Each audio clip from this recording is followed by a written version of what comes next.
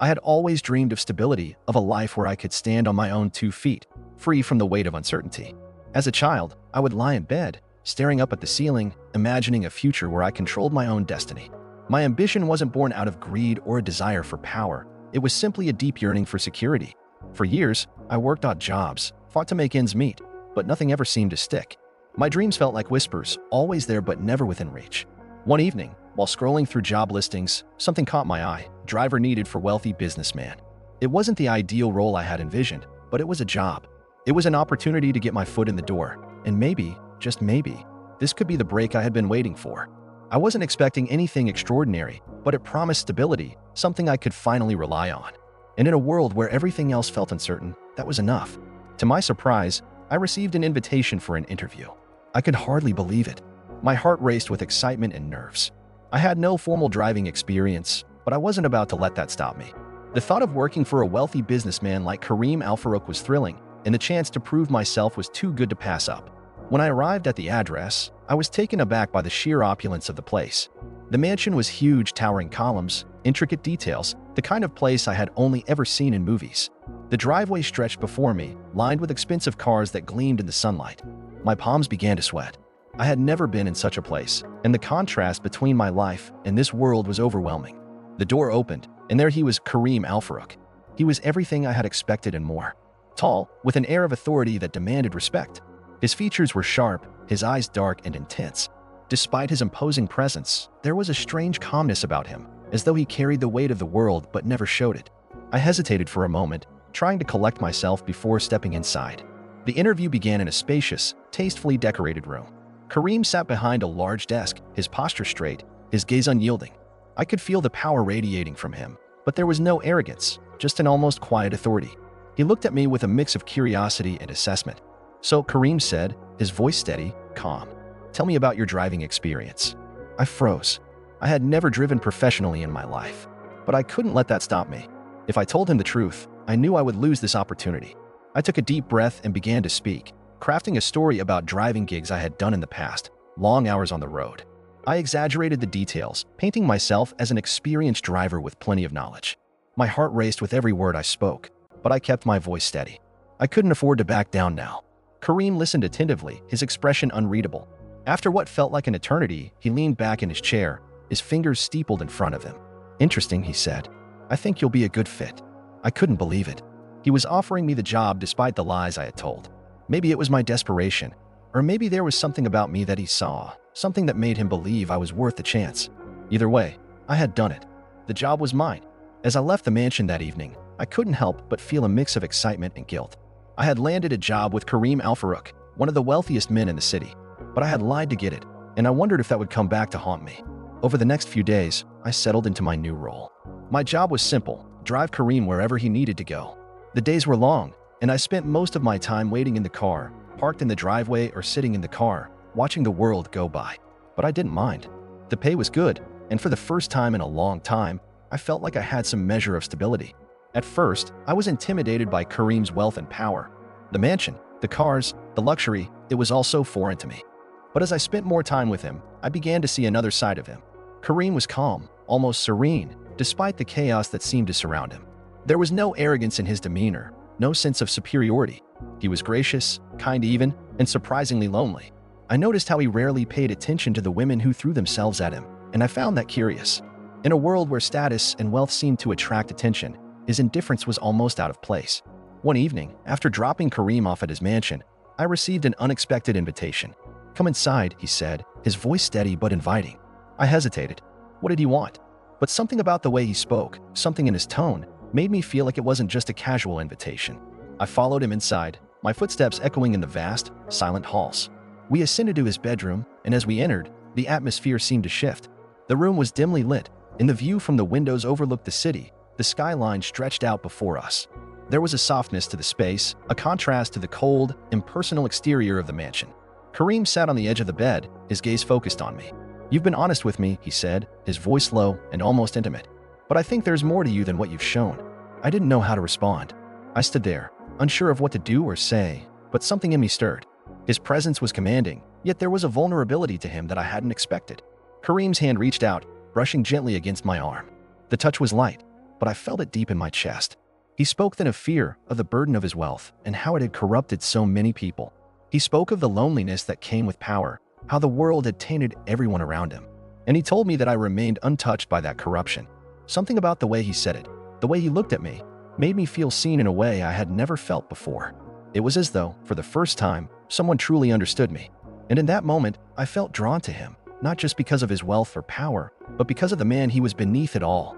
That night was the beginning of something I couldn't have predicted.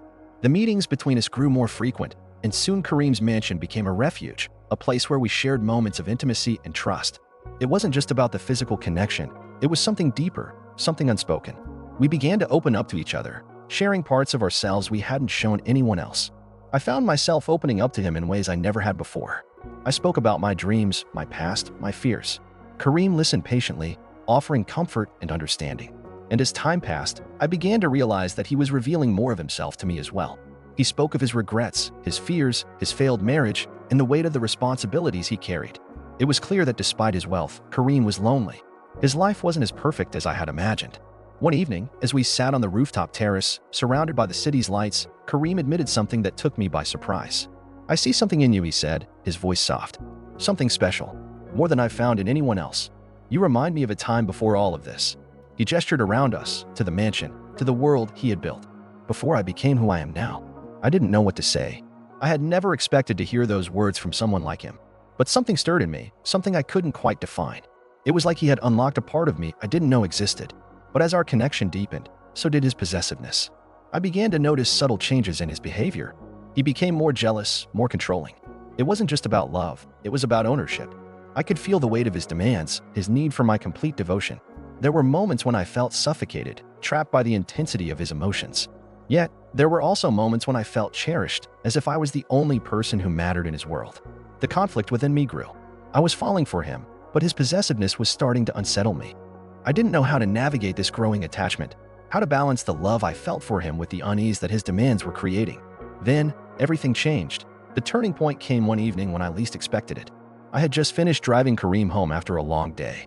As usual, he invited me inside, but this time, something felt different. There was a tense air about him, something I couldn't quite place. We walked through the grand entrance, and I noticed that the usual warmth in his demeanor was absent. Instead, he seemed distant, lost in his thoughts, as if something weighed heavily on him. We made our way to his bedroom, and for a moment, I could sense the change in the atmosphere between us. The usual comfort I felt in his presence had been replaced with something colder, more unsettling. Kareem sat at the edge of the bed, his eyes fixed on the floor, and there was a strange silence in the room. I asked him what was wrong, but he didn't answer immediately. When he finally looked up at me, I saw a flicker of something: guilt, maybe regret, or perhaps fear. It was the first time I saw him so vulnerable in a way that wasn't calculated. "They know," he said softly. His voice was strained, almost breaking. I was confused. "What do you mean?" He stood up, pacing slowly as if trying to organize his thoughts. "My wife, she found out. About us." The words hit me like a punch in the gut. I felt my heart sink, the weight of his confession pressing down on me. I had never imagined that his wife would find out. We had been so careful, so secretive. The thought that it had all come crashing down so quickly was a terrifying reality. Kareem's expression twisted with frustration, anger, and a sense of helplessness. She confronted me. "The entire world will know by tomorrow. This is over. Everything I've worked for. It's all falling apart." I stood there in stunned silence, not knowing what to say. I had never seen Kareem so broken, so exposed. The man who had once seemed so untouchable was now unraveling before me. "I never meant for any of this to happen," he continued, his voice shaking. "I don't know what to do now. I thought I could control it, but I can't. You're the only person who's ever made me feel anything real, and now I've ruined it."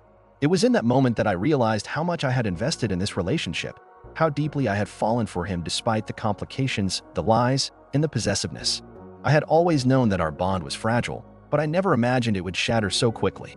We spent hours talking that night, though there was nothing either of us could say to fix what had been broken. Kareem's wife had already set the wheels in motion. The scandal would be public, and there was no hiding from it. The next day, things escalated quickly. The media got wind of the affair, and soon, the world knew what had been happening behind closed doors.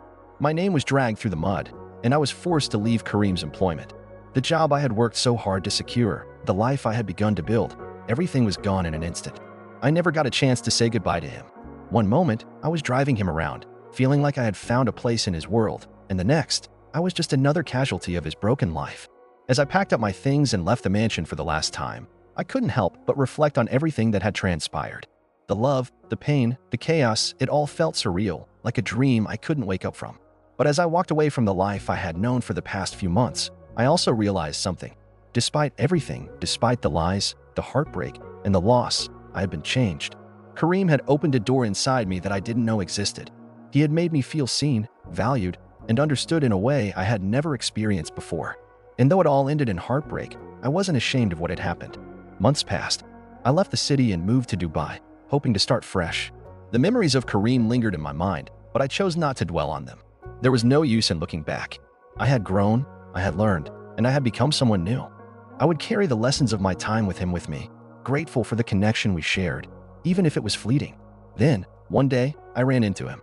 It was in a quiet cafe, far from the life we had known. Kareem looked different. He seemed older, worn by the consequences of his actions, but his eyes, those same dark, intense eyes, still held that depth I had fallen for. He saw me first, and for a moment, neither of us said anything. We just stood there, two people whose paths had crossed at one point in time and now, in this quiet moment, had gone separate ways. Finally, he spoke. "I never thanked you for everything you did, for being there. I'll always remember you." His words were simple, but they carried so much weight. "I don't regret it," he continued, "even though it all fell apart. You showed me something I hadn't felt in years." I didn't know how to respond. Part of me wanted to run into his arms and pick up where we had left off, but I knew that wasn't possible. We had both changed, and our time together had come to an end. "I'm sorry," he added, his voice softer now, "for everything. I ruined it." I shook my head. "We both did. But it's over now. We can't change what happened." Kareem nodded, a small, almost bitter smile playing on his lips. "You're right. It's over." There was a long silence between us, filled with unspoken emotions. Finally, I stood up, ready to leave. "I'm grateful for what we had," I said. "Even if it was a mistake, I won't forget it. I won't forget you." He smiled, but there was a sadness in his eyes that mirrored my own. "Goodbye," he whispered. As I walked away, I couldn't help but feel a strange sense of peace. The story we shared, though filled with pain and heartbreak, had shaped me into someone different, someone stronger, more self-aware. I had loved deeply, and though it had ended in loss, I was no longer the person I had been when it all started. And for that, I would always be grateful. I moved to Dubai, the city of endless horizons and opportunities, trying to rebuild my life. The memories of Kareem were still vivid, haunting me like a distant echo of a time that now felt like another lifetime. The city buzzed around me, tall buildings that scraped the sky, luxury cars that zipped by, and the vibrant energy of people all chasing their own dreams. I tried to lose myself in it all, hoping that in the vastness of this new world, I could leave behind the pieces of the past that still clung to me. But no matter how much I tried to distract myself, there were moments when Kareem's presence felt so close. The way he had looked at me that first night in his bedroom, as if he saw something in me that no one else did. The quiet, almost intimate conversations we'd shared on the rooftop terrace. The warmth of his touch, and the raw vulnerability that I hadn't known how to handle at the time. Despite everything, despite the lies, the possessiveness, the betrayal, it was hard to forget the man who had made me feel alive, even in the chaos.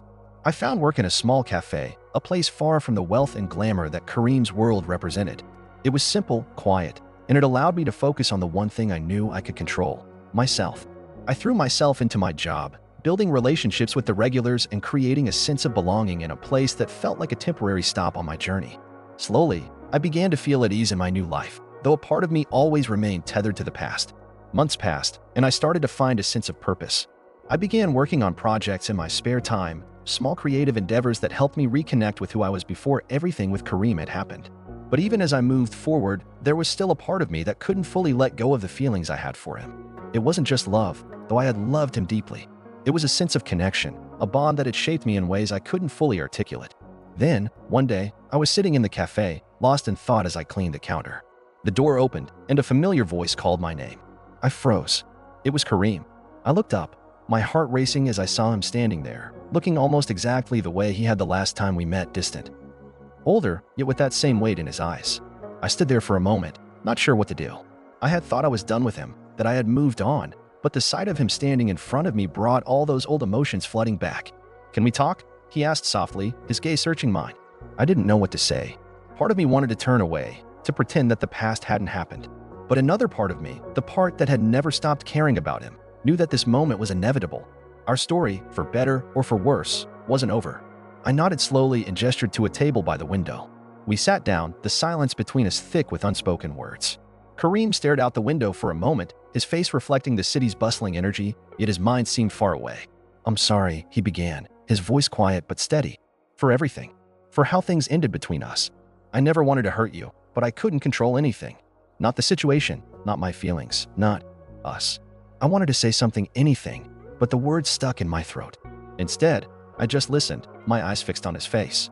I could see the weariness in his features, the heaviness that weighed on him. This man, who had seemed so unshakable when I first met him, was now a man who had lost everything. I tried to keep everything together," he continued, his voice laced with regret. "But in the end, I lost what mattered most. You." He paused, taking a deep breath as if the next words were difficult to say. "I was wrong. I should have let you go from the start. But I didn't. And now, I'm left with nothing." I didn't know how to respond. The bitterness I had once felt had faded, replaced by a sorrow that mirrored his. I wasn't sure what I wanted from him now, closure, perhaps. Or maybe just to hear that he understood the pain he had caused me. "Do you ever regret it?" I asked, my voice barely above a whisper. Kareem's eyes met mine, and I could see the honesty in his gaze. "Every day." I nodded slowly. "I don't regret it, but I wish things had been different. I wish we hadn't let it go so far. It destroyed both of us in the end." There was a long pause, the weight of the words hanging in the air between us. For a moment, I wasn't sure if I could forgive him, or if I even wanted to. But what I did know was that I had changed because of him, because of us. And no matter how much pain our time together had caused, it had shaped me into someone who could finally understand my own desires and limits. "I've moved on," I said, my voice steadier now. I had to. I had to let go of the past to find something real. Kareem's expression softened, but there was a sadness in his eyes. "I know. I can't undo what happened. But I want you to know that I'll always care about you. I'll always remember you. And I'm sorry for everything I put you through." The finality in his voice hung in the air, and I realized then that this was our goodbye. Our story was over. We were two people who had once been so entwined, but now we were strangers. The connection we had shared was beautiful, complicated, and ultimately destructive, but I had come to terms with it. I had to. "I'll remember you too," I said quietly, my heart heavy but at peace. "But it's time for both of us to move on." With that, we stood up, exchanging one last, lingering glance. No more words were needed. We had said everything that mattered. As I watched him walk out of the cafe and disappear into the bustling streets of Dubai, I felt a weight lift off my chest. The chapter we had shared was over, and though it had been filled with pain and confusion, it had also been filled with something beautiful. I had loved, I had lost, and I had learned. And now, I was ready for whatever came next. For the first time in a long time, I felt free. And that was enough.